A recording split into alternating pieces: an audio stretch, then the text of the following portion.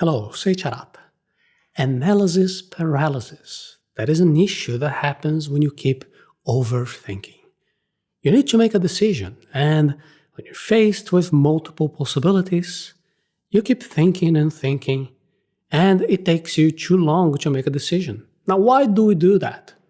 Often, this happens because deep down we are afraid of making a mistake. We want to avoid regretting the consequences of the choice we made. We are scared of failing. The thing is that when we don't act, we are guaranteed to fail. And we are also guaranteed to fail when we act too late. Now, imagine you didn't suffer from analysis paralysis. Imagine you were always able to make the right choice at the right time, without thinking too much, without missing good opportunities. Do you like how that sounds? Well then, grow up, because that is a childish dream. It is not realistic. No one can get always things right. It is impossible.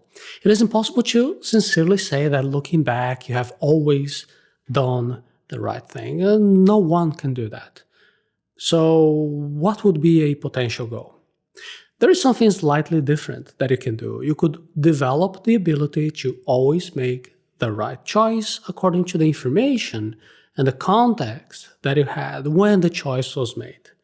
There are three things that you need to do to achieve that. Number one, think of every decision as an experiment. Two, limit your options. And three, establish your priorities. Think of every decision that you make as a simple experiment. The biggest mistake made by people who struggle when making decisions is misinterpreting the decision-making process. It is not useful to interpret a decision as a one-way road, as a permanent, definitive, immutable choice. That is why the best way to be more comfortable when making a decision is to think about it as a simple experiment. Don't think that you're going to be stuck forever with the decision that you made. Instead, remember your ability to change and to follow other paths in case you don't like what you just experienced. Don't focus on what you're going to miss if you choose one option over the other ones. You can think of yourself as a scientist who's testing hypotheses, experimenting, exploring several options until getting to the best choice. Most of the decisions that we make are not definitive. Even the decisions that we think are definitive, like our career, the person we're marrying, or the house we choose to buy, they are not definitive. You can always change careers. You can get a divorce. You can sell the house. But of course, there are some choices that do not have a way back. For example, if you choose to get laser eye surgery for myopia, you cannot undo it. If something goes wrong, you would need another surgery that could make things even worse. Or if you ask for a divorce, you cannot be sure that you will later be able to undivorce because, well, it doesn't depend just on you. If you spend all your money on unimportant things, you have to work hard in order to recover financially. Anyway, obviously there are some choices that could have a bigger impact, and those that end up being harder to undo or to change than other choices. It is all part of a huge experiment that belongs to the art of living. And what needs to be crystal clear here is that we're paying such a huge price when we do not make a choice. We're also deciding to make things to stay the way they are. Every day that you wake up next to someone that you do not love anymore, you're choosing to stay in that relationship. Every day that you step into the office of a job that you hate, you're choosing to stay in that job, in that career. Every day that you do not decide to buy bitcoins, you're choosing to be someone without bitcoins, a no-coiner. It is important to realize that every second of our existence is a choice. We are either choosing to change or choosing to keep things the way they are. When you realize that you're making a choice all the time, it will become very clear that it doesn't make sense to be paralyzed or afraid of the consequences, since you're always making decisions. The best thing to do is to collect data, to learn lessons, and check that the path that you're following is the right one for you. And if it is not, well, you can change paths. It is impossible to be absolutely certain of something. Our decisions are based on incomplete information, and we can only evaluate whether a decision was right or wrong after experimenting. Even if you have made the best plan, if you have studied these successful cases, if you assessed every possibility, life is still too unpredictable to be 100% sure that a decision will go right. This is a reason why the only alternative is to see every decision as a simple experiment. An abundance of options is not always beneficial. Be careful with the paradox of choice. In general, we think it is great to have many options. It seems great to have many lunch options, many clothing options in your wardrobe, many career options to follow. But in reality, it is not great. The more our focus is divided among different options, the harder our decision-making process will be. This has been studied for centuries and has recently been given a name: Hicks' Law. Hicks' Law describes the time it takes someone to make a decision based on the number of options that they're presented with. According to this law, increasing the number of options also increases the time it takes them to decide. This issue is getting worse due now to the ease, to the abundance that the internet provides. Whenever you want, you can buy something from anywhere in the world. You can chat with anyone. You can enroll in a course about any topic just with a few taps on your phone. The problem of having too many options becomes either paralysis analysis or the paradox of choice. The first case, paralysis analysis, that is easier to understand.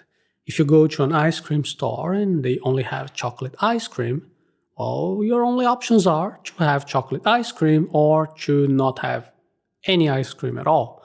Now, if you go to an ice cream store and they have over 30 flavors, this abundance makes you waste a lot of time deciding which one to get.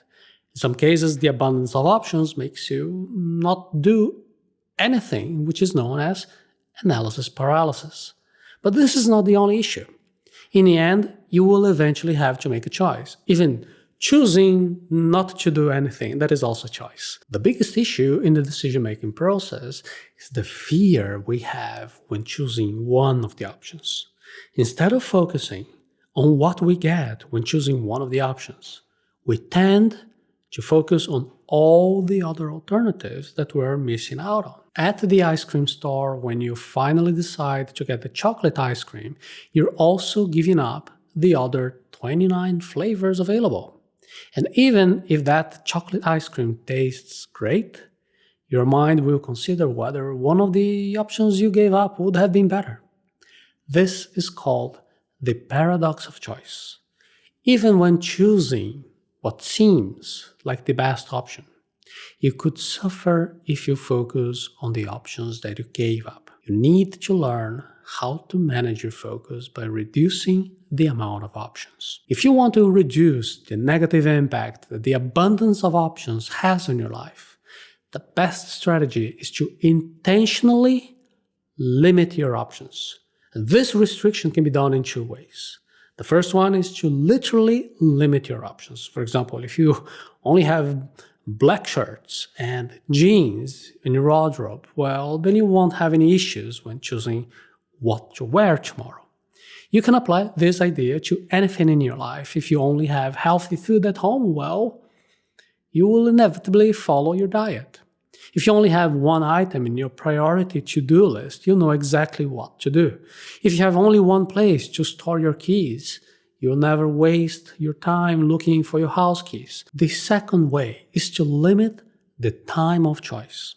This means that you set a time frame, a time limit, to make your choice with a consequence if you don't have a decision by the end of it. For example, if you want to buy a new phone and you don't know exactly which one is the best model, you could block 4 hours to compare the options and then choose one of them. Otherwise, if you can't make a decision at the end of 4 hours, your choice automatically will be to get the cheapest one. The time restriction also works to limit the habits that you want to reduce. For example, if you want to spend less time on social media, you can set a time restriction. When that time is up, you will not have to decide whether or not to open the social media app. This way, you let the rule, the system, to decide for you, and you will not depend solely on your willpower. Take action by establishing your priorities.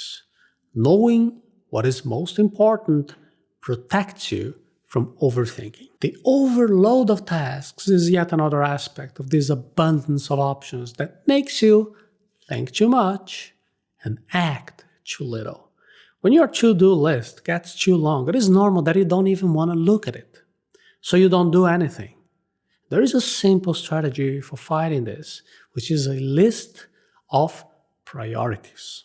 Your time, your energy, your resources are limited. That is why you need to prioritize. The regret technique is an easy way to list your priorities. It works like this. To follow this technique, you just have to check your to-do list and then imagine going forward in time.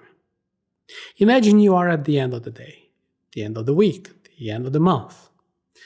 At that moment in time, which one of these tasks you regret not doing? The answer will be the most important task that you need to do, that is your priority. And once you finish that task, if you have time or energy left, well, you can repeat the regret technique and you can choose your next priority task. This also works with the big goals in your life plan. Fast forward to the future when you are close to the end of your life, and then try to think about which of your big life goals you most regret not having at least tried. This could be a good incentive to stop overthinking and start taking action while you still have time. Thinking too much and doing too little is an issue that could be stopping you from achieving your biggest goals in life. And to lessen this issue, you need to do 3 things. Face every decision as if it were a simple experiment. Limit your options. And establish your priorities.